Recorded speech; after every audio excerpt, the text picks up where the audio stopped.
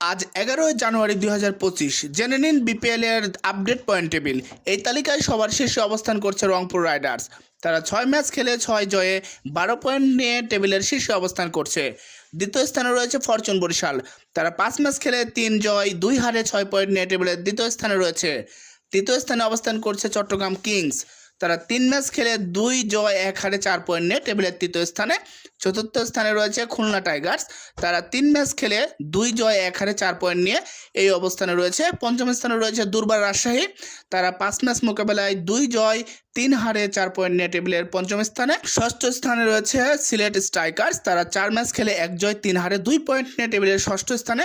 আর সপ্তম স্থানে রয়েছে ঢাকা ক্যাপিটাল। তারা 6 ম্যাচ খেলে 6টিতেই পরাজয়ের স্বাদ বরণ করেছে। কোনো পয়েন্ট না নিয়েই তারা টেবিলের সপ্তম স্থানে অবস্থান করছে।